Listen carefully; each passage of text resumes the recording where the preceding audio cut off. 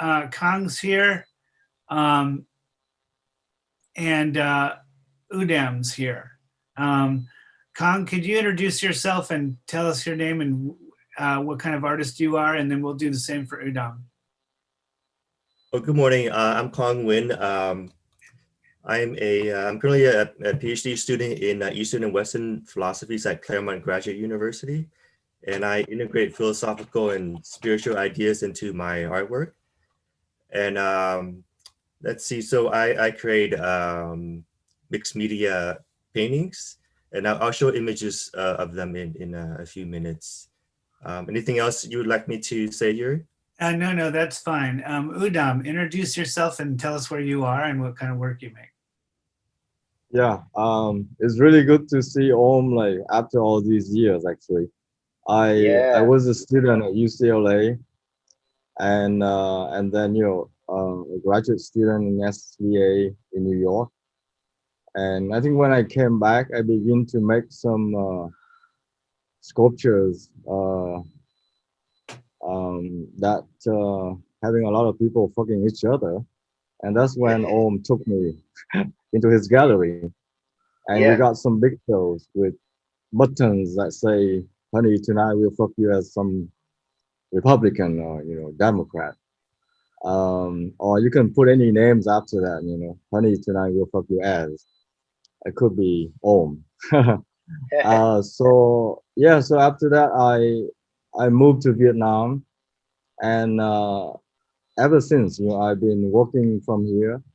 And I did go back to the U.S. for a big show last year, thankfully, before the COVID thing erupted. And now, I'm in Vietnam, basically working on my new projects. So I'm very So excited how to do hear you what pronounce? those are. I'm sorry. Sorry to interrupt. Oh, I was just saying I'm very excited to see UDAM's the newest work that he's working on. Yeah, and Because yeah. Go ahead. before we continue, sorry, I forgot to introduce Om and myself. The Art World Vietnam is part of our series. We've done shows on various countries, including Australia, Mexico, and Estonia. And my name is Yuri Koll, and I'm from the Venice Institute of Contemporary Art. And Om is Om is from the BG Gallery in Santa Monica, and we both co-sponsored this event. So I just wanted to introduce him. And we're going to start with UnDam. How do you pronounce your full name? It's you can say "damn you damn." Easy to remember, right? So UnDam and Tran is my mom's last name, and Nguyen is my father's name. So UnDam Tran Nguyen is my full name. It's a little hard for you. Yeah, no, that's okay. But UnDam, that's funny. You damn you, that's funny. So let's talk about your work first. Tell us a little bit about the kinds of work that you do, and why don't you start by showing us your latest video after you talk a little bit about your latest work from Vietnam. Yeah. Since like being in Vietnam, I have been doing a lot of like videos and installation works, and so it's quite different from what Om saw, during my time with him in LA. And I mean, the best way is to share screen, right? Yeah, like we did before. Yeah. Yes. I think I know how to do it now. Thanks to you guys. Yeah, UDAM was doing a very sex positive work. We did a show called 21st Century Sex. Um, back when I was showing his work when he was in LA. Um, so Okay, it's so let's browse through some of my works right now. I think it's I'm gonna have a talk tomorrow anyway, so it's a good thing to do. yeah. So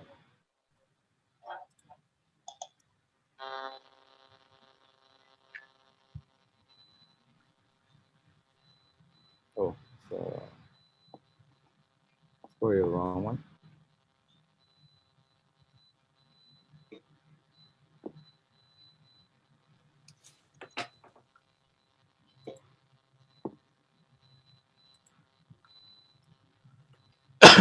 So this is one of my work. It's called Tai Boomerang, and I have been working on this since 2010, and not until later, 2013, that I found a way to do it. And this is the image of me traveling on a freighter ship from China to the USA, and I went there with the purpose of dropping the fingertip in the tube here, um, into the ocean of California, and we did it with the help of the OCMA, Orange County Museum of Art, um, in in September. I remember that's the 17th of September, 2019. So it's a successful mission. I've done the same with other fingertip in Australia and Europe. So the next stops would be Africa and Antarctica. So all my 5 fingertips will be reaching out into 5 oceans and basically measuring the world. Um, and that's the purpose of this work. And it has 8 phases, and each phase is a body of work. So that takes probably another 5 years to complete. So that's and I just So, have a talk of it.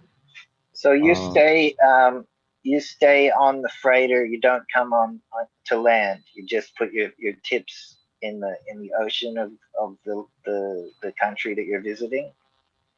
Is that the no, idea? basically, no, the hand, in Vietnam, and the hand doesn't have any fingertips. So I cut the 5 fingertip off, the bronze hand in Vietnam, and then move the 5 fingertips. So it become like a Oh, sculpture performance oh, piece, and yeah. extending the reach. And then I think the beauty of it is imagining the space, between the hand in Vietnam and the 5 fingertip in the ocean next to California, next to Sweden, and next to Brisbane in Australia. Mm, Um, and that's how you basically measuring the world, put it in your hand. it's beautiful. Very cool. Very cool. Thank Um, you.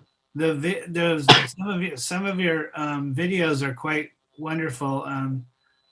Uh, why don't you show us your most recent one? Sure, I will show that. And we can show Uh, other stuff too, but I just wanted to. So yeah. how long are you stuck on the freighter ship then? Yeah, It that's a good take question. a month, or how long of a trip is it? Um, it's from Vietnam it would takes about 25 days, but during that time the freighter company, they didn't pick up people from Vietnam, so I was I was on a search for a freighter, and then I have to travel to China. So I have to quickly make a visa, and then go to China, because that American passport, it's yeah, the Chinese, they don't really I don't know, kindly react to it. Mm, So anyway, like that's like a tit for a tat, right? And so I apply for the visa, and then quickly buy the airplane ticket, and then got the luggage and go to Xiamen, right next to Taiwan, and that's where I can board the freighter. It's but it's the biggest, the second biggest freighter in the world, with 14,000 containers. It's amazing. I love that.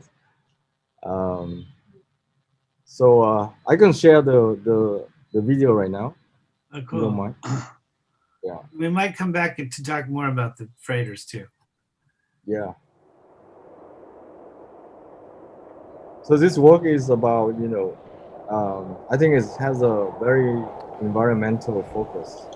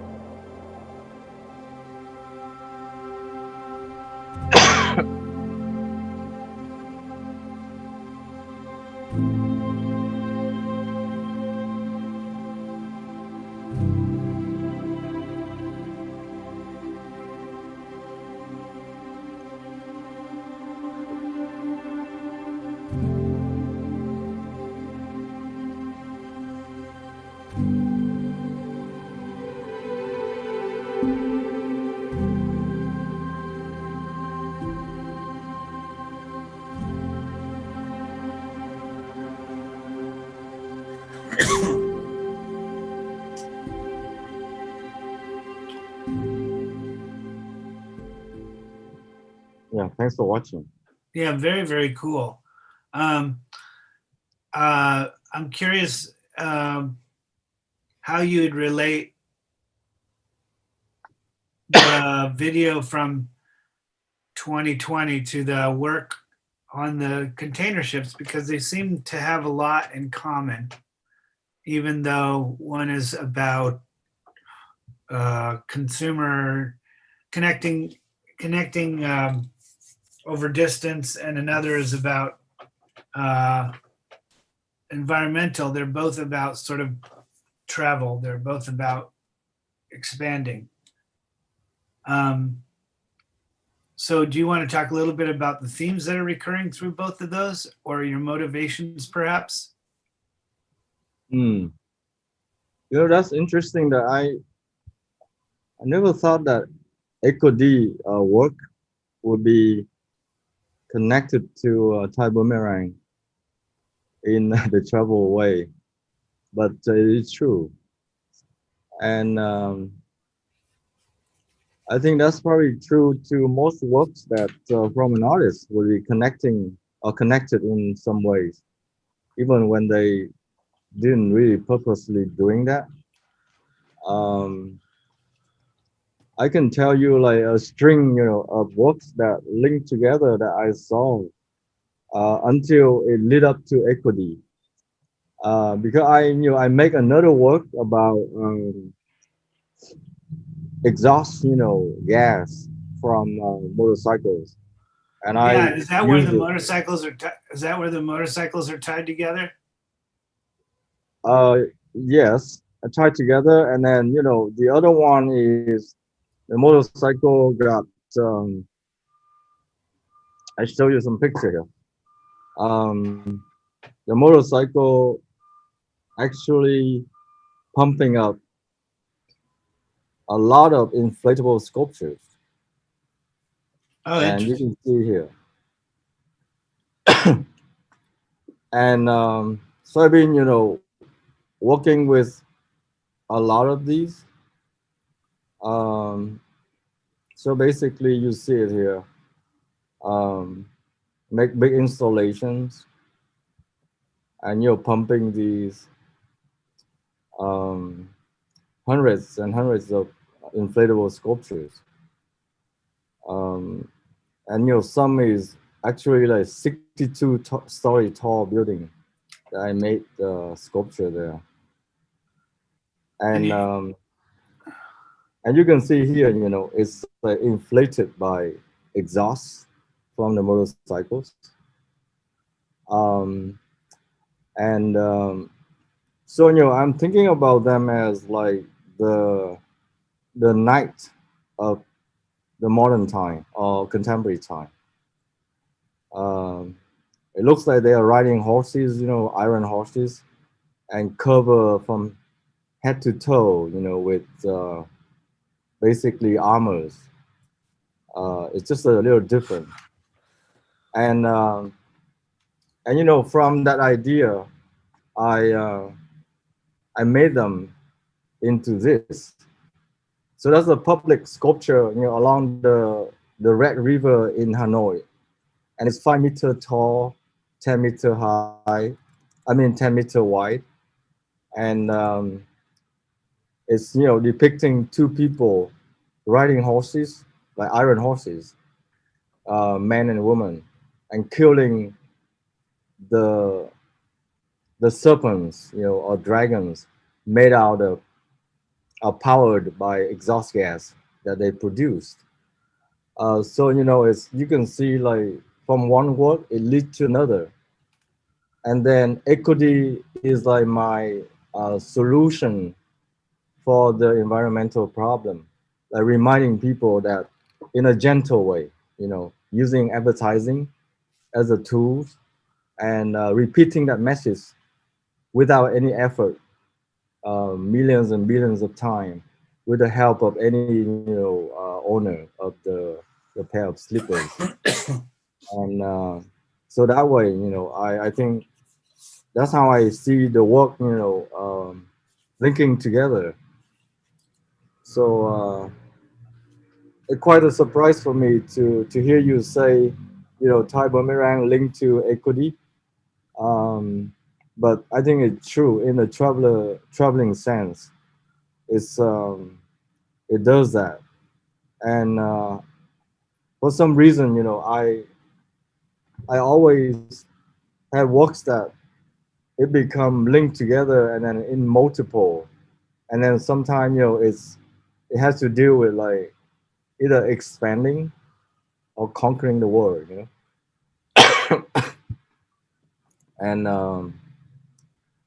And so um, the same, on that theme is a few other things that I quickly show you. Um, this is the work that I have an app on the iPhone or Android, and you can download that right now, and then you can basically, if it's on show during exhibition, you can move this robot around from Venice, or Canada's or Australia in Singapore, and then move it and draw 24 hours a day, 7 days a week for the whole duration of the show. So I call it license to draw, and it's been showing quite a bit. And That's it's really the cool. open. Yeah. So I mean, it's funny that you say something about traveling, expanding, and I don't know why my work sometimes has that. Um, but I think this one probably haven't seen it yet, but I made it. It's a Buddha sculpture, Beautiful. and I got inspiration from a vase in North Vietnam, and on the altar of every family in Vietnam, they have a two or three vases, and one of them I saw that they never put anything in there. So when I asked the old man like, "What's in there? Why didn't you put flowers in it?" He said, "Oh, we don't ever put anything in it because it represents emptiness. A concept in Buddhism."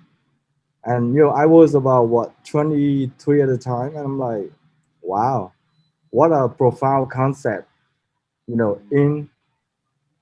very simple thing. So I cut the bottle in half to show it's empty, and then when I look at it, it looks like a torso, human torso. I put another base, and then make 5 beats, or praying beats. Uh, so it makes looks like a person in meditation, in lotus position, and and then when I go to California, I hollowed out the top part and make it into this bronze, and so you can see the space of emptiness can move in and out even more freely. So yeah, so I mean, basically, it's a few things about my work that Yeah. Well, that piece is a nice tie-in to Kong's work, which is a very spiritual-based work. Do you have anything, any comments on that piece, Kong? Yeah, that's a very elegant way to depict the nature of emptiness. And 5 beats, does the number 5 symbolize something, UnDam? Yeah, I Or think the 5, in basically in Oriental tradition, I think they usually refer it to the 5 elements: Mhm. earth, fire, metal, yeah, something like that. And so, I mean, it's just a beautiful number for a composition when I laid out the beats, and make it basically in different sizes. Well, yeah, and Heather, one of our guests, just reminded us that it's also 5 fingers that goes back to your fingertips. Oh, actually, Another this connection. is very interesting conversation here, as I know something that I didn't know. Well, That's one of our awesome. guests made that connection, which is really cool. Yeah. So you, why don't we move on to the next artist's work? That's awesome to see what you've been doing, UnDam. Yeah, it's really great. It's thank you. It's a very wide body of work with all kinds of different things to think about. I'm going to be digging into it. Yeah, UnDam, I saw your exhibition at the Orange County Museum of Art last year. It's Oh, you did? Very beautiful and interesting. Thank you. I didn't know that. I guess we didn't know each other then, huh? Yeah, I didn't go to the opening, so we didn't meet, but I went to the exhibit later on. Yeah, it's very thought-provoking. Oh, I'm so glad you did. It's very hard to put up that exhibition. It's a 2-year preparation with the curator Cassandra. So I'm really glad that you can come. Before we go to the next artist, why don't you show that exhibition? Just a couple photos of it. The Orange County one? Yeah. Yes. You may have shown it, but let's just get reminded.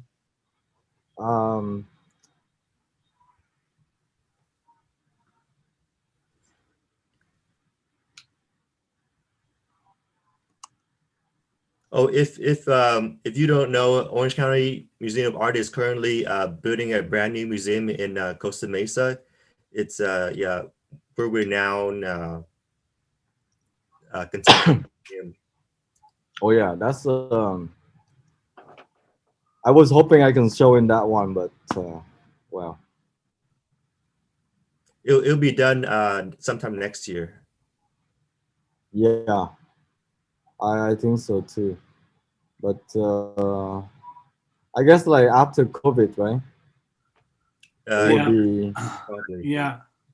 Okay, so this is the Tai Boomerang. Okay, great. I see. Yeah, so you know, like the visitor can come in and basically today, April 6th, 2019, breaking Tai the Boomerang map California edition, and Phase 4, Cartography 101, creating a new freaking world order.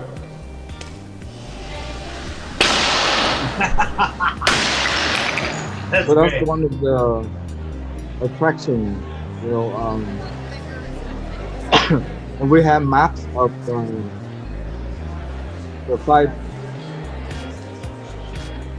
So we make a map for California, and so every day I think they break about 5 to 6 maps. So I think on the exhibition day, we break a lot of maps. Wow. And just any guest can come in and do that? Yeah, I think it's. I think Vietnam is somewhere here. So this is one of the fingers that, and then you know I display my my CAT scan 3D printed bone. And I realized that in the 1600. This is California. To the map. My dad. What did your dad think? He was stoked, right? So my dad is in Orange County. He's an artist as well. Insurance, and when all the Pacific Life does and controls, Wonderful. please choose them. Thank you very much. There's so much to celebrate tonight, and there's so many people to thank. 1, 2, 3, and you So drop. this is where people really drop it.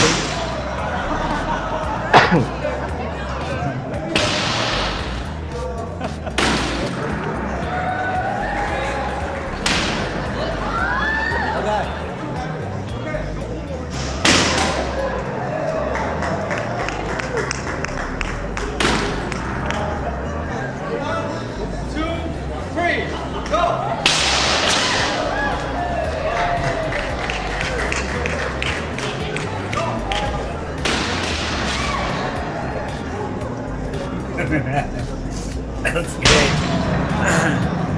And perfect location to do it. They have stairs perfectly built for it. That's my dad.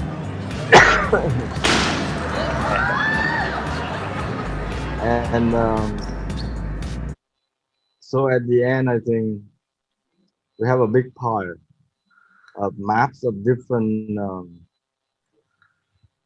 time, you know, when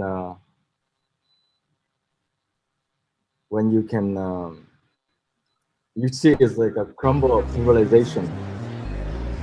Maybe Face this is the OCMA, I think.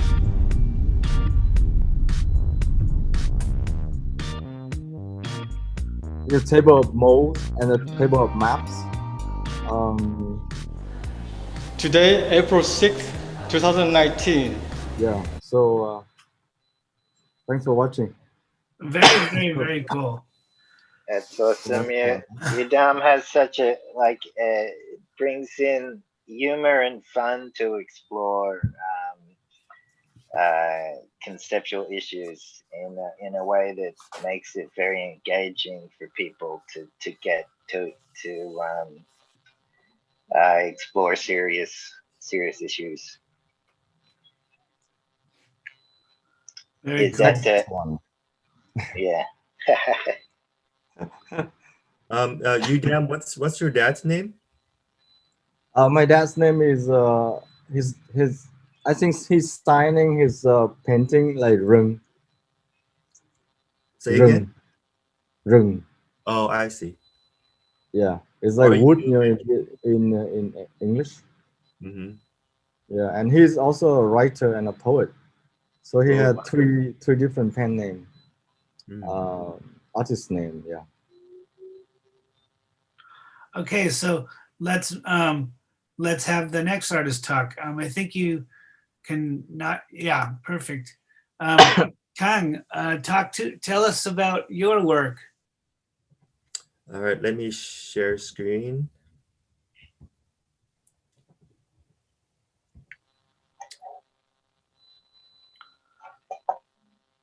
So as I mentioned earlier, I'm currently studying Eastern and Western philosophies and spirituality in grad school. So I integrate a lot of philosophical insights into my work. So I'll first. So how many minutes do I have? You have as much time as you need. Oh, I'll be brief. I won't take that much time. So I just first zoom in. This one's called Transspatial Temporal Manifestation of Being. This one's called Leaping Through Moments of Becoming. And this one's Unfolding Facets of Comprehensive Knowing. So I'll just use this one to explain some of the concepts I'm currently investigating. So I'm looking at dualistic perception between subject and object. So that's represented by this area here. So in ordinary perception, there's a separation or distinction between the knower and known. And these panels, they represent moments of time and space. So this is a process of becoming. So we have some kind of future or motive in the future, and we try to achieve it by taking certain steps in the present moment. So these are steps towards achieving that goal in the future. And then down here is the field of primordial awareness, or the ground of being. So this is the source from which our perception arises. And then this central part here, that represents a sudden leap. So it leads beyond the, I guess, spatial temporal process of becoming. And so it surpasses space and time. It surpasses dualistic perception. And then it opens up into this, or another mode of being, knowing, and time up here. So in this mode of knowing, there's no dichotomy or separation between the knower and known. They are identical. So the knower is what is known. There's no distinction between them. And also, this is another mode of time. So instead of being, sequential, past, present, and future, time up here, it's more of a fullness of time. So past, present, and future, they're at the same time, simultaneous. You can also see it as a way to express infinite time or eternity. What's the little thing on the bottom here?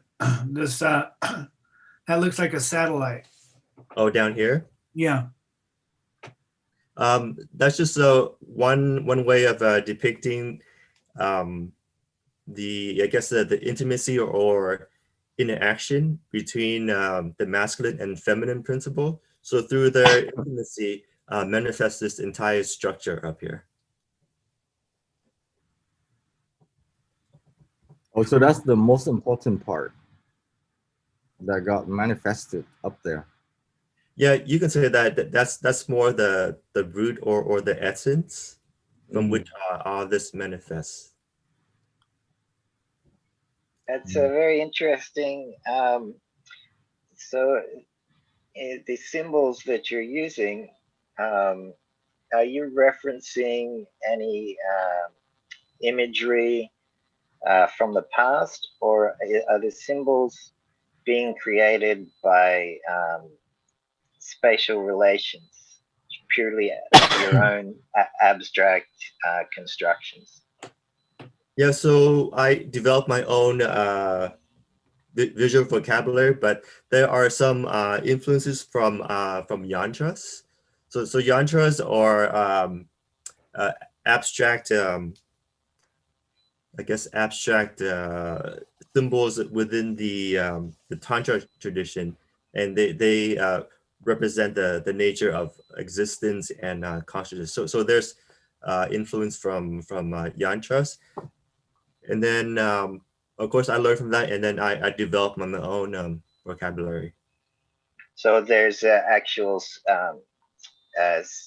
kind of vocabulary. Certain shapes always mean a certain thing. Yes, like down here, it's kind of like a petal. So the petals are closed. So that represents limited or finite perception. And then up here, the petals have unfolded. So that represents expanded or heightened consciousness. Is there any significance to the number of colored panels on the bottom? Because I notice you've got blocks of them in different, organized in different ways. Mm-hmm. On the very bottom, the blue ones, you have you have different numbers for different petals. Yes, I don't have any meaning in mind in regards to the number of panels. It's just a purely aesthetic Oh, cool. consideration. Yeah, it's a nice counterpoint to the rest of the work in terms of its breaking down the uniformity in a way. Mm-hmm.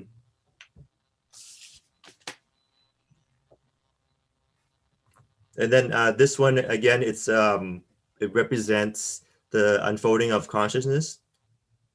That's beyond the dualism of ordinary everyday perception.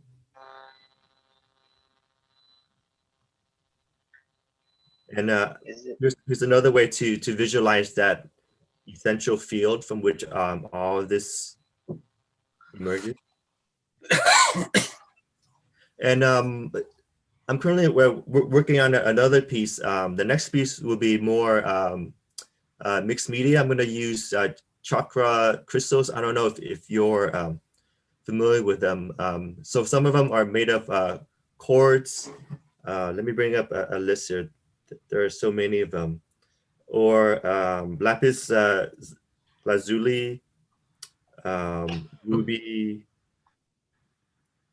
pyrites. Yeah, so all kinds of crystals and minerals. So that's for my next painting. The bottom of this painting looks like a base or like shoulders with a head on it. It has a lot of different. I know that that's representing abstract items, but it's really interesting how you set up the base for this. Yes. almost sculptural looking piece. Yeah, the base, they kind of look like steps. So of consciousness heightening to higher levels of knowing, being, and time. For this painting, the base is kind of anchored. For my newer pieces, they're kind of floating, as you can see here. So it represents more of a baselessness. It's not so secured in everyday concrete objects. So yeah, of course, there's a gradual evolution in the way I'm representing these ideas. When you make the work, do you listen to music, or do you meditate, or how do you not meditate in the physical sense, but in your head? You know, when I paint my work, it becomes my own church, you know, but because I don't go to church or anything like that, but painting becomes a spiritual experience. I'm assuming that that's part of this. Or is it, or is it not?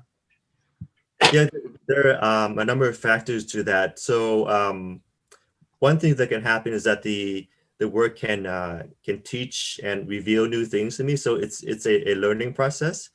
So I don't have everything, planned out ahead of time. So there is kind of a general outline at first, but as I'm working, I remain very open-minded and let the painting teach me. So new elements would spontaneously come up. Yeah, that's the way it feels. Mm-hmm. On this painting, I like the spherical effect of the background, the kind of additional space it creates. The way that you shaded the background makes the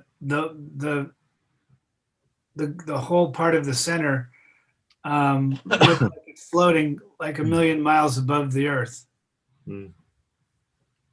Yeah, this lighter sphere against the more shaded background makes it pop out more. Yeah, and also the bottom, the way the curves work on the bottom, it looks like it's come up through a tube.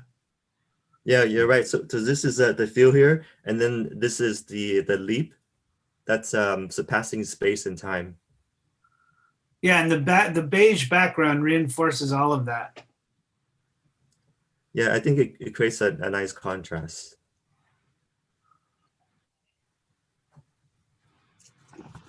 It looks like quantum physics. Yeah, I also study quantum theoretical physics. So some of those ideas might seep into this as well. Yeah, I remember these loop that when people talk, I listened to a few on YouTube, and very super exciting. How space and time.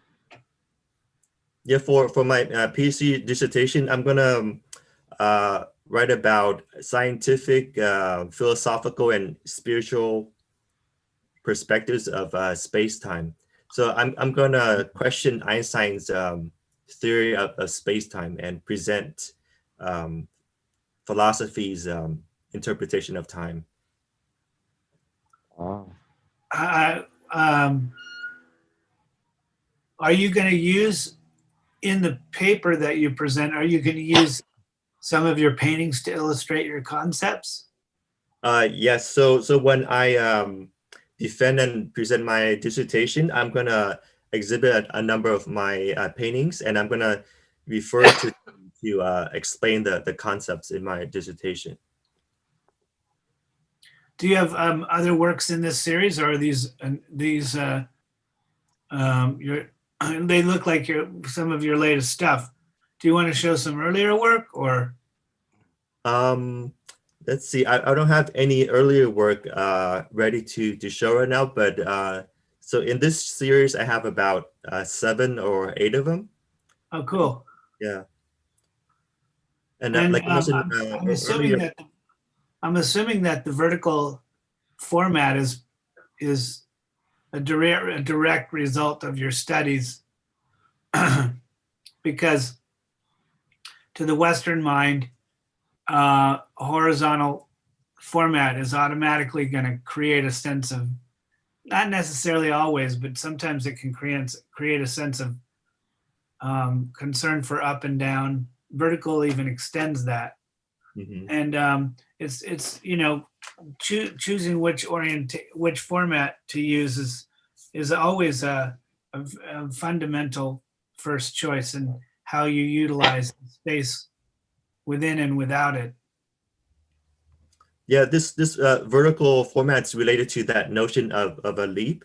So right here, that represents gradual temporal development, past, present, and future. Whereas a leap, it's a sudden realization. It leaps outside of space and time. So up here, it's a sudden unfolding of our awareness. Is it kind of like an epiphany? Yeah, exactly. Epiphany is not a step-by-step process. It's more of a spontaneous, sudden opening. So that's represented by this upward movement here. Whereas in ordinary perception is just this linear or circular movement here. It's stuck or confined within its own domain. So what would trigger an epiphany? One way is through inward contemplation or meditation. Another way is investigation of our beliefs, our views of existence, and how our self or identity is constructed. So through that investigation, it would release our, I guess, held beliefs, and also opening up to another level of understanding. This question might sound a little unusual, but I'm going to relate it to my personal experience with painting. Whenever I make a painting, one of the most interesting things, besides the act of putting the paint on the paper or the ink or the graphite or the oil, is the joy of doing that, the getting to the moment where you're not directing your arm, but the arm is directing you in a way. And when you work for a long time, your arm knows where it's going and you can think other thoughts. But then when it's done, you stand back and you look at it and you get this smile on your face. And then the fun part is watching the paint dry. Mm. And I don't know if that has anything to do with you, but these colors are so beautiful that I'm imagining that when they first go on, they're liquid. When they dry, they're obviously dry, but they still have elements. And like in the purple elements with the ink or the whatever the way the paint separates. But what's interesting is you get this sort of fluid aspect to the process. Mm-hmm. Yeah, I think that can be visually shown here. It could create kind of like a organic or a natural texture. It's beyond our intention. It has a life of its own. Yeah, that's really what's important about abstract work, even if it's geometrically abstract or non-objective, depending on how you view the words. It's very affirming when the process is continuing and as it's complete. Each painting feels like its own little leap. Maybe sometimes the leap is to the side, sometimes the leap is forward or back, and sometimes the leap is up.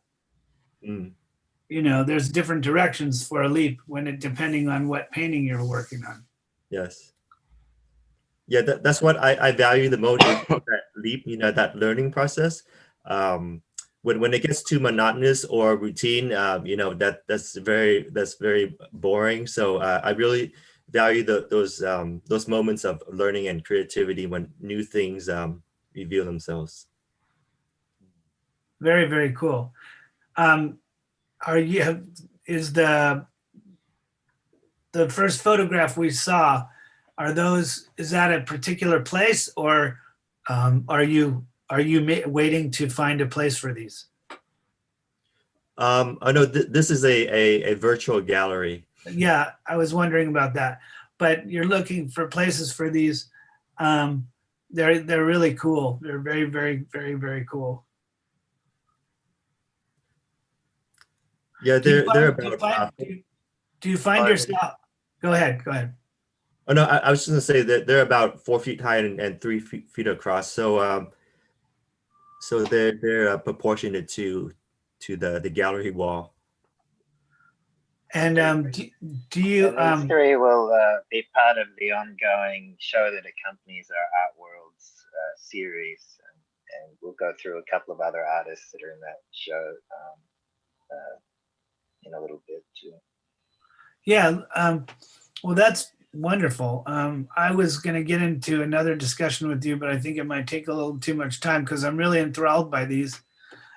Why don't we, Laura, why don't we look at Hoang Viet Nguyen's work? Or Nguyen, how do you pronounce his last name is pronounced the same as yours, Kang, and the same as yours, UnDam. How do you say it again? Nguyen? Nguyen. Yes. Nguyen, like with an N first, right? Nguyen. Yeah, just W-I-N, Nguyen. Okay, Nguyen. Okay, that's so much easier. Yeah. Okay. That helps. Laura, can we show some of Hung's work?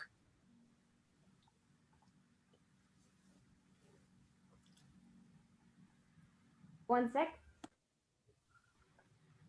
Oh, it's not Laura, it's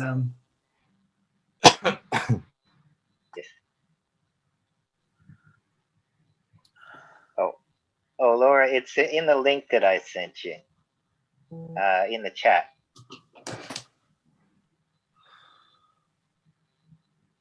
We also show Anne Fong's work. She couldn't make it this morning because she has to teach. Yeah, there's a piece of hers in there as well. Mm. I know Anne Fong. Oh yeah? Oh great. Yeah, it's a small art world. True. It is. Even if you have to travel for 25 days on a freighter to get there. Yeah. All only 24 hours on an airplane. But You the thing mean- about traveling by freighter is it takes less, what you say, less carbon footprint. If you go slower, your carbon footprint gonna be smaller. Interesting. Yeah. So if you travel by freighter around the world, actually you're saving the planet. Wow, interesting. Okay, so let's Laura, let's look at this first one, Sacred Landscape number 3, that number 38. That one. Yeah. Do we have a way? Okay, so for those of you who haven't seen Hung's work, Hung is an artist I've known for a long time. His work has always enthralled me. He creates environments of his own that are very ethereal. They're also very tactile. His paintings are have a impasto technique that's in some ways can be related to Van Gogh, but vaguely. He basically uses his brush to create different textures and techniques to create a sort of an environment. It often has to do with trees or water, rocks, landscapes that are imagined by him. And I've got a piece or two of his in my collection, and I just have always been fascinated by how his work makes me feel. Om knows about this, right, Om? How it makes you feel? No, Yeah, in other words, like the way that his work sort of it's like a fairy tale world, and he calls them sacred landscapes. But they also have this they have this feeling of excitement, but they're in some ways unapproachable. Yeah, it's a very, very humble foot forward into a beautiful inner feeling. Laura, do you mind just clicking on the image again, and we'll get it a little larger?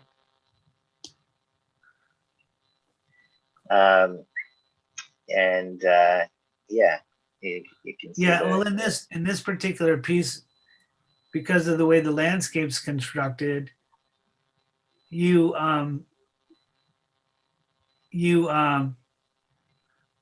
know where you could put your foot, if you were going to walk into the painting.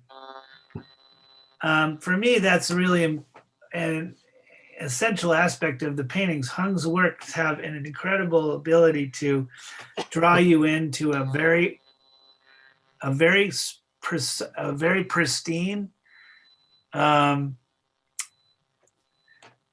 pristine, but far away place that makes you feel like you want to be there, but there's no way you can get there. It's kind of a fairy tale feel. Really love them. And his tree paintings are the same. It's very similar. He explores different techniques. As you can see, this one has more of an homage to Van Gogh, but he's never really, sort of slid into the total Van Gogh thing. He just uses texture. His textures are very tight, but if you look closely, I don't know if we have any close-up photographs of his technique, but if you were to look at the painting, it would have each stroke often looks like a little rivulet like if you took a groove making machine and you groove down through the paint, it has a very rhythmic textural feel when you look at it. If you look at it the side, you see a lot of ridges. If you look at it from the side, it's not loose, it's very structured. His brush is smaller than most. Yeah, this is another one. Let's look at this. Is gorgeous. I hadn't seen this one before. Yeah, this one is another example of how Hung creates his landscapes. If you're looking at this one, you notice that you're standing at the edge of a cliff and you feel like this little water just in the bottom left of the center on the bottom makes you realize that you could take a step to your left and fall in the water. But at the same time, you're captivated by the tree up on the top right and the ice or whatever's making the water come down these crevices, and the way the water travels through the rocks and the sky behind makes you wonder whether it's real or not, because it looks, and the tactility of the paint makes you feel for sure it's real, so. And of course, he calls them sacred landscapes, so they have an incredible connection to. This one's another one. This one's another one. Even more unapproachable, but at the same time very attractive, like a faraway land. And that, in a way, I don't know if it relates to his experiences in Vietnam, but I know that he travels a lot and he paints a lot. He's got a studio in Torrance and he's constantly working. He's shown at museums all around the country. He's very well respected and very great guy. Very funny, very cool. Always got a smile on his face. Here's another one, another example. Do either of the other two artists in this show who are talking have comments on any of these? Yeah, from what I know, his work is influenced by classical Chinese and Japanese landscape, and they have a lot of Daoist spiritual ideas in them. And these landscapes have the potential to, I guess, elicit a feeling of spirituality or serenity in the viewer. Can you talk to the Daoist element? I'm not too familiar with the Daoist philosophy too much. I would be curious on your take on that. Well, the classical Daoist paintings, they try to depict the entire landscape in one, I guess, in one frame. So you take in the entirety of the landscape. It's not like part by part. You stand back and you take in the wholeness of the scenery, and then that can spontaneously provoke a sense of meditate. Sorry, it can provoke a meditative state of mind. What do you? Okay, so in other words, it doesn't appear to be framed like a photograph. Yeah, exactly. It's not, frame by frame. The self, it's kind of overwhelmed or engulfed by the immensity of the landscape. Yeah, You it kind of makes you feel. It draws you into the landscape, makes you feel like you're going to fall into the painting. Yes, it creates a sense that you're integrated with the cosmos. You're not an isolated self. Thank you for saying that. That's very helpful. UnDam, what do you think? I think the more I look at it, the more I think it's like a fantastical landscape that you kind of want to get lost in it. Yeah. I don't know. I think sometimes I want to paint and I think it's just a very nice way of meditating. Because I've been doing videos and traveling quite a bit, and sometimes I look at my friends in studio and I'm jealous. I think like being able to, basically meditating with your brush and colors on a piece of paper or canvas is quite a discovery already. You don't have to go too far, but sometimes the work takes you far away, and then you have to do it. So yeah, I just enjoy the works of Hung. Yeah, me too. I really like them, and I'm glad that we had some insight from Kang about it. Yeah. I'm going to have to do some research into this concept because it,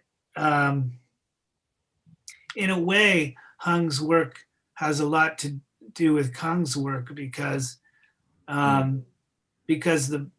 except for the one with the black base, your compositions are suspended in air, and that gives the impression that you want to lean forward and look into them, or down into them, or up into them, or whatever. That just eliminates the quote unquote horizon, the Western version of depicting nature or whatever. The mandala paintings, the Tibetan paintings, there's a lot of sort of parallels in art history in the use of in eliminating the perspective that people attempt to get sometimes in the Western style of painting. Mm-hmm. In other words, we can learn a lot from the ability to create the suspension that they call it. I mean, I don't know if it's exactly the right term, but the suspension of disbelief is the moment where you're in it as a viewer. And I think that's what Hung's work does. and Kang's work does. Mm. What do you think, Om? Om's on, but he's got his Mute. mute button. There you go. Yeah. Sure. Definitely a part of being the joy of his work. Yeah, it was great to get the cross perspectives. That was excellent. Om, do we have Let's have a somebody? look at let's have a look at Anne's work now. Laura, are you able to show Anne's work? The top of that list we were sharing before.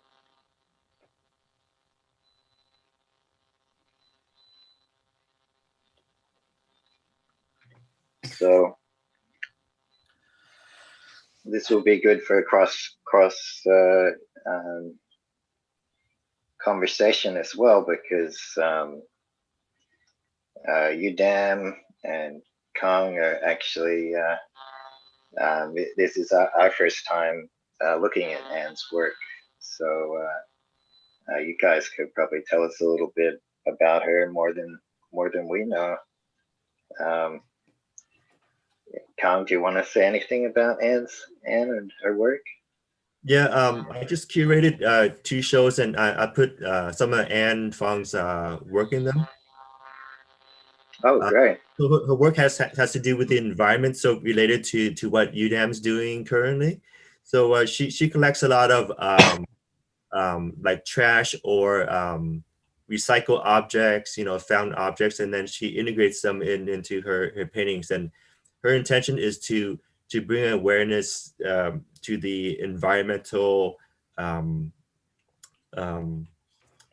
environmental problems that we're experiencing right now. So she doesn't propose any solutions in her work. Her main intention is to bring out awareness to the problem of the destruction of the environment.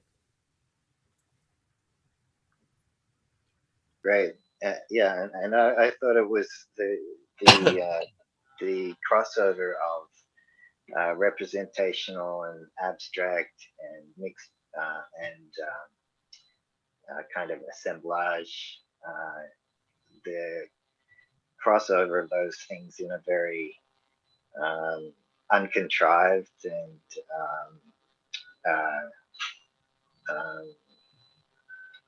harmonious way was very interesting as well. And Juri, do you have any thoughts on? Well, the one thing that strikes me in this painting is how the shape on the right, the blue shape with the paint, the blue shapes with the paint directly relates to the shape of the detritus, the all the stuff that's pasted on the top of the painting. And then I really like the way that the paint is left almost non-existent in the center, because that creates a really interesting horizon in a way, viewing out into space. And then you have a building on the bottom left in the midpoint with what looks almost like a wave or a flower, like a wave crashing against the front of the painting, or then maybe a flower on the bottom right. I mean, these are my own suppositions about what the images mean. But usually when I look at a work like this, I go through like I either approach it from like, what does the abstract shape remind me of? Or what is the semi-realistic shape remind me of in terms of abstractions, and how do those relationships work? What I find is that in nature, shapes repeat themselves, and motivations repeat themselves in nature, and nature includes what we're in now, whether it's trash or not. In a way, trash is man-made, but it's part of our nature to make it at this point. And that's not good, but it's not bad. As long as we acknowledge it. That's what this painting sort of tells me. I haven't seen more of her work before, but this is what I'm just getting out of this one piece.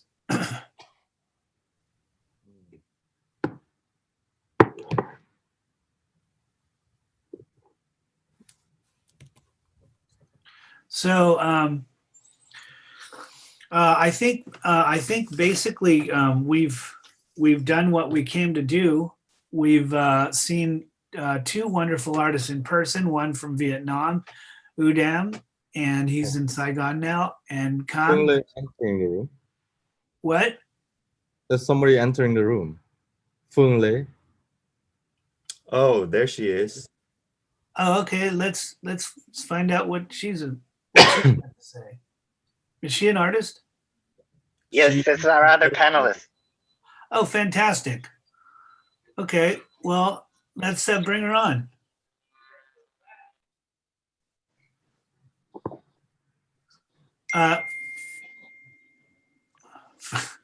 Phuong Le, can you put on your video? Oh, a second, because I'm new to this one. Bottom left. Okay, just to have audio too. Just we Yeah, can let's have look at, do we have her work to show? we didn't have that. No, we don't have it handy right now. Okay, well, maybe we can have a conversation about what the art world is like in Vietnam right now. UnDam, you'd know more about that than I would. The what? What's the art? What is it like? What's the atmosphere? For artwork. The artwork. The artwork. Okay. I think it's very exciting right now. I've been watching, the scene, and even in the COVID time, I think Vietnam actually control the COVID virus quite well. So right now we are basically free to do whatever we want to do, traveling, filming. We got like wedding of hundreds of people, and yeah. So as an artist, like we got, I think two weeks of lockdown during the month of April, and that's it. And now we're walking around with masks. You can get a fine up to like 3 million Vietnamese dong, which is $150 for not wearing them. But we have shows, and then we can travel, and we can do exhibition.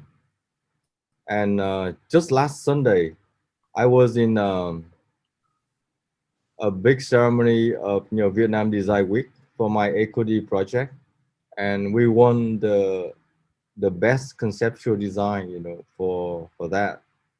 So so I think the spirit is quite good in Vietnam. I know some people like open new gallery during COVID time because they couldn't go anywhere, so they stay home and they open a gallery.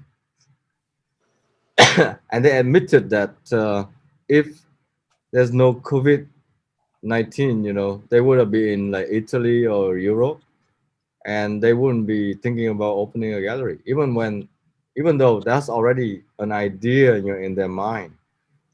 So in a way, I think the COVID-19 forcing people to basically looking back into their own resources, and especially in Vietnam, and try to find a way to cope with that. So yeah, that's something that I felt, and I want to share. What is the main city for most freedom for art in Vietnam, or is it the same everywhere? You mean the freedom for art? Yeah, the freedom for art, but also to open a gallery, to go to art shows, to Yeah, do what you want. yeah, I mean, you can basically do what you want. Um, and if you don't do anything like outrageously, anti the government, they don't care. But if you have like 20,000 followers on Facebook and you say something funny about the government, they're gonna track you down. And like it's okay. I've been living in the US for like almost 20 years, and then I come back here, and sometimes my friend just asking me like, how could you be in Vietnam, a dictatorship, whatever. And then I say I don't see any differences, not big differences, of course. There's differences, but there's bribery everywhere, you know. There's corruption everywhere. And in the US, they say it's what's that? There's a term for bribery in the US. And in Lobbying. Vietnam, they just say lobby. Yes, yes, thank you. Yeah. And in Vietnam, they say straight out of your face, it's bribery. And they curse out, the the officials that do that. So I think that's very, I don't know, liberating. Yeah, Um, I agree with him on that. I don't see any difference between here and Vietnam at all about that. That's really interesting. And and yeah, sometimes people come to Vietnam, especially Westerner, and they say, "Oh, is there any freedom? Uh, I, do they stop you from producing or making art or speaking out your mind?" But I think if you look at Ai Weiwei, he make a very good case of that, and that's exactly what the Westerner wants to hear. So they feeding them and making a bigger case. But in general, if you go to Japan and you're talking funny about the emperor, yeah, the right or left wing gonna kill you. I don't know which one, but at least one side. And if you go to a theater in Thailand and you don't stand up before the movie to greet the kings, and his song, you'll be in trouble. So I think, at least in Vietnam, I don't have to stand up before a movie to talk about Ho Chi Minh, which for me is amazing. you know, so I think it's relative, and sometimes you have these fixed idea of how Vietnam should be like this or Japan should be like that, but yeah, the world is moving quite fast, and just the new generation of artists and basically younger people in Vietnam, they are they're completely different, and very promising, which I think is I feel like a new hope, for the country, especially when the relationship between U.S. and Vietnam is getting better after COVID, Yeah. and Yeah. and so I think it's just a good sign. Yeah. Very good. Wonderful. Phuong, do you Yeah. have some work you want to show us? I yeah. I'm working on some watercolor lately, but I'm not sure if I have a photo with it right now. So Do you I have can a? show you on the. Can you share from your computer, or are you on your phone? I'm on my phone right now. Okay, no worries then.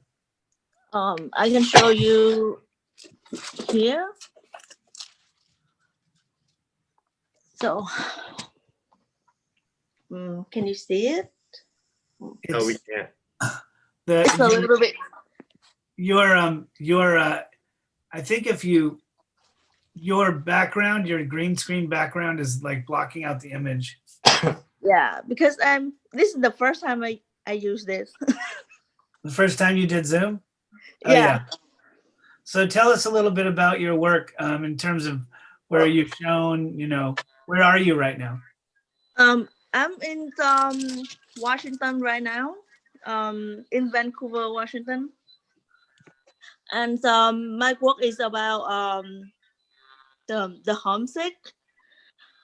I'm painting about lorry, how is it, the lorry morning, the vegetable, the water spinach. And it's about when you feel homesick, you seek for the comfort food about your that's close to you, that's remind you about the family, your country, your good moment. It's, I don't know how to explain about it, but I still work on it. So Cool.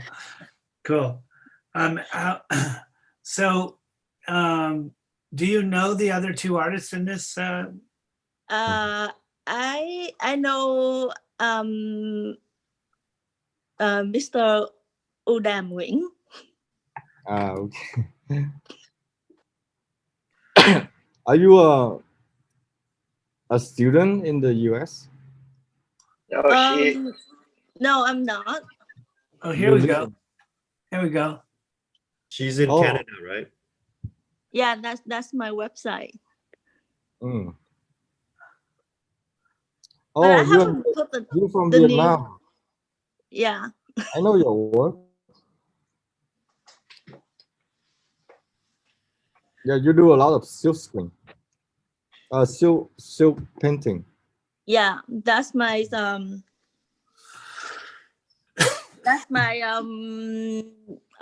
primary medium. But since I moved here, so I couldn't work on silk anymore because it's so hard to find someone to make the frame, the specific frame for silk painting here. So I changed to I tried to do ceramic and watercolor. So when did you move? Yes. Oh, when did you move to the US? I thought you were in Saigon. Yeah, because I moved here in 2018. I think so. 2 years ago. Yeah. Oh, okay. So are you in Canada or the US? Excuse me? Are you in Canada or the US? In the US, I think I'm from away 3 hours away from Seattle. Oh, I see. Oh, Washington State. Okay. Yeah. So we want to talk about. Do you want to talk about some of these ceramics you've been doing, or? I just thought this was interesting. It has UnDam's fingers. Fingers. That's exactly right. Can you repeat, because I couldn't hear you very well? Let's look at UnDam also has a series about fingers, so I thought it was an interesting coincidence. That's it. That's in the potato filled with the finger on the potato. It's also the how say, when the potato is roll the root on it, which means it's really poisonous. Yeah, when the buds come on the potatoes. Yeah. Yeah. I heard that too. Yeah, and this artwork is about I think I work on the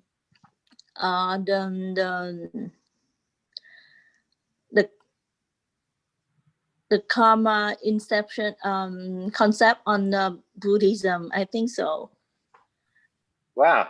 So there's a tie-in to Kong's work as well. So there we go. Which concepts in Buddhism are you looking at? Like I mean, it's how to say, it's like butterfly effect. Like when you have done something to someone, like you mean it or not, but it still affects somebody or your future or someone's future or in the universe. Though. Oh, I see. So the law of karma. Yeah. But I see. think, but now when I think back, I think I wasn't really comprehend that one to do that. I think it was just like so I mean, now when I think about it, it's not really something I really want to work on it. So I just it's just like a pop-up idea about it. So I'm not really happy about it. I think so. What is the newest work part of this group that we're looking at now?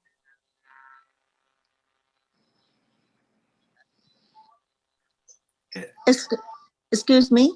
I was just asking, is this the newest work that we're looking at here? This is the work I work when I work in Paris. Before I moved here, is the installation about like how to say that?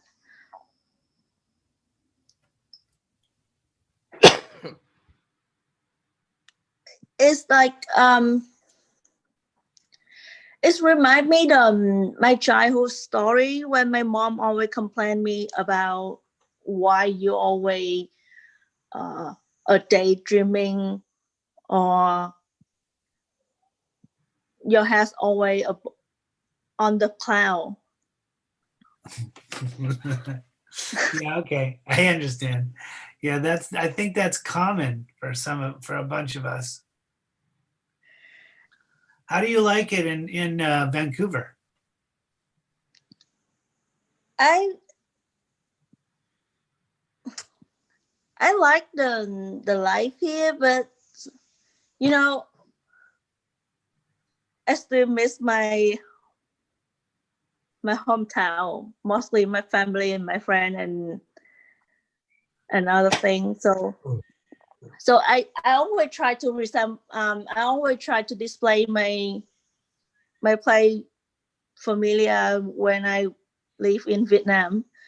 So and I still working on that idea, and actually I would be more happy before COVID-19 because I can go to the school to work on ceramic, and now everything locked down. So I just stay at home and working on some hand building ceramic only. Yeah. So do you want to talk about this? These are the potatoes with the fingers? Yeah. And so this is the series of the potato and the Milky Way, which means the fingers on the wall. And so I think it's how you call this finger, like The forefinger, first finger. yeah, like because it's the symbol of the power, and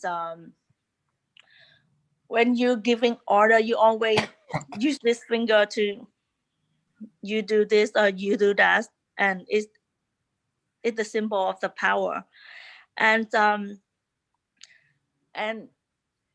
me that every finger is the symbol in my work is the symbol of the asteroid, like for example, to put yourself at the middle and then everybody just point at you. And it make you feel like you are just no one in this universe. And as I said before, when you did someone to something or to someone, this will make an effect that you will never know. And it's also in like this in the Is this karma's finger pointing at you, or is this the result from you pointing your finger, your karma? no, it's mostly like how to say, like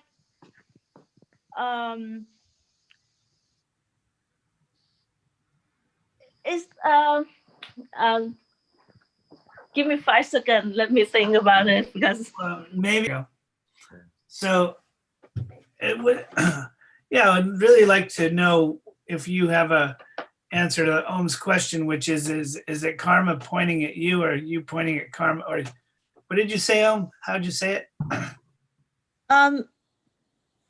ý tôi là khi mà mình làm một cái chuyện gì đó cho một ai đó, hay là một cái chuyện gì nó xảy ra như thế nào đó, thì nó cũng giống như một cái hành động liên hoàn nó xảy ra, thì nó sẽ từ cái này nó dẫn đến cái khác. Thì những cái ngón tay ở trên những cái ngón tay đó là một trong những cái hình tượng của sự quyền lực và ham muốn. Khi mà mình chỉ định, khi mà mình một cái ngón tay nó chỉ như thế, thì cũng giống như một cái dạng một cái quyết định, một cái ham muốn, một cái ý định nó xảy ra, thì nó cũng tương tự giống như những cái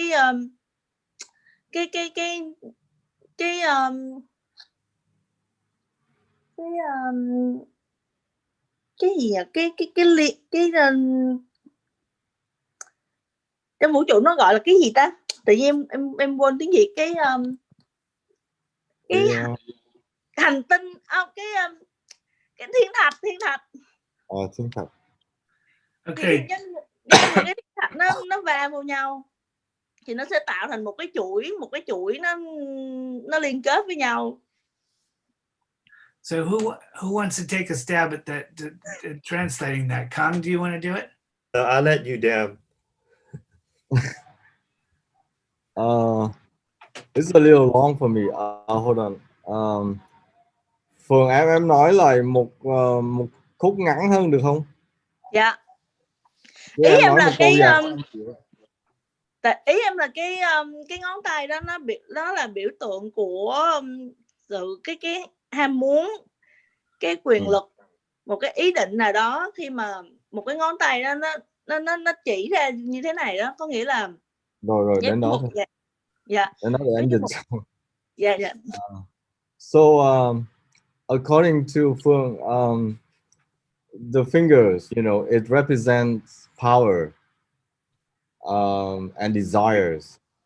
So when you're pointing the finger at somebody, it shows you have power, right? Okay, so continue on. Tiếp đi. Thì khi cái nhân vật đó, thì cái đối tượng đó thì mình không xác định là ai. Ý em là chung. Nhưng mà khi một cái việc như thế, giống như một ý định, một cái ham muốn nó được xảy ra, đó là nó chỉ cần xảy ra trong cái suy nghĩ, hoặc là đến với ai đó trong một cái sự việc nào đó, thì nó cũng giống như những cái thiên thạch trong cái vũ trụ á, nó tạo thành những cái chuỗi liên hoàn với nhau. So in general, when the finger is pointing, in a general direction, it doesn't matter. But if all the finger combine together and link together and pointing at one thing or one person, then it's like asteroid in space. When they link together, lúc đó thì mấy cái asteroid đó nó ấy lại với nhau thì sao?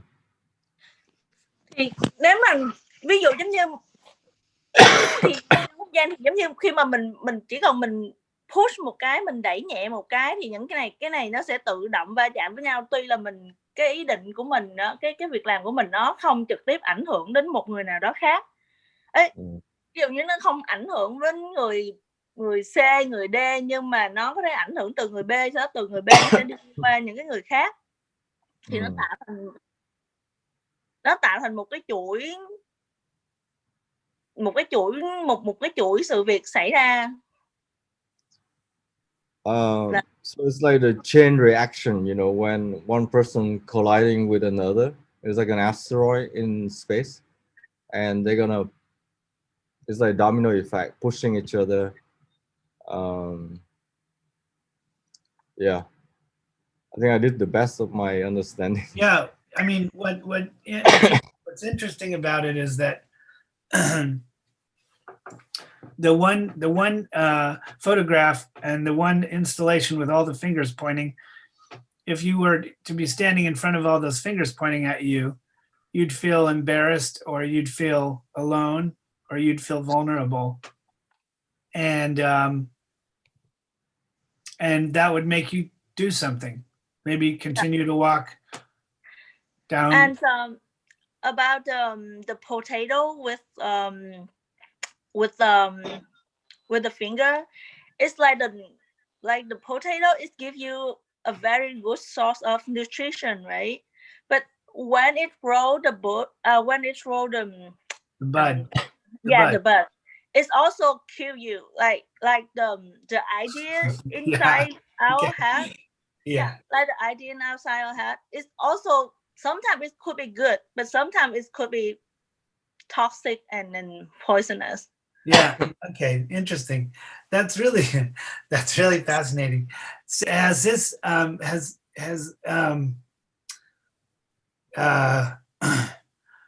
yeah, I mean, that's very, very, very interesting. It's also very unique, very unique.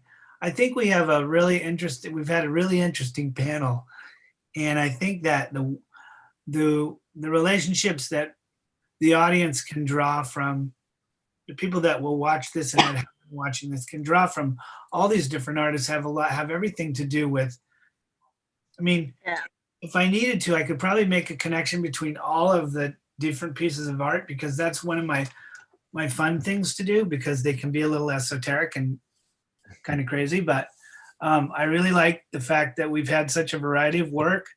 We've had, how do you pronounce your name? Phuong Le?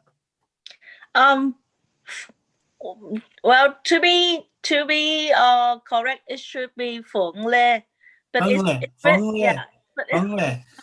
Then we have UnDam, and we have Kang Nguyen, UnDam Nguyen, Kang Nguyen,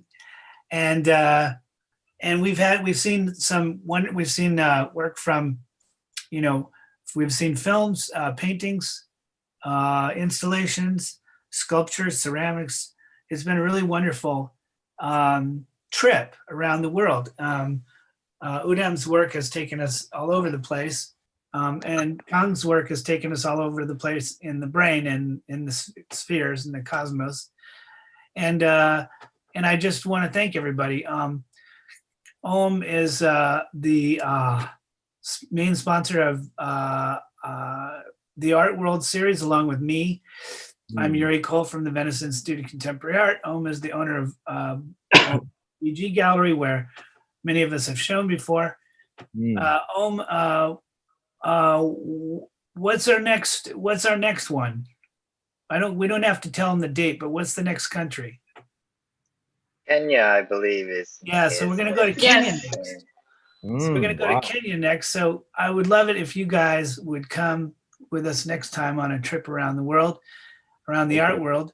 And if you like what you saw here, we have Australia, Mexico, Estonia, Mhm. And what's the other country? Oh, is that it? Brazil. Brazil, yeah.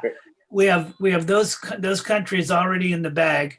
So if you want to do a little traveling today, go check those out on the website. Art World, it's artworldtravelguide.com. Right, and then you can find out about all these artists.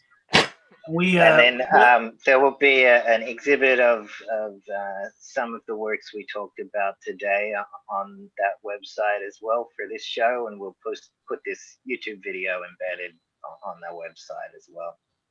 Yeah, and thank you everybody. This has been a very fascinating show. It's been our longest show, and it felt like it didn't go very long at all. And I've learned so much, and I can't thank you enough, all of you, for coming to our show today. And I want to wish everybody a wonderful day. Thank you. Thank you for hosting. Oh yeah, and by the way, My can pleasure. you UnDam, can you text me your email, because I'd like to send you information on the film festival. Sure. I will Send it in chat real quick. type it in here. Yeah. Excellent.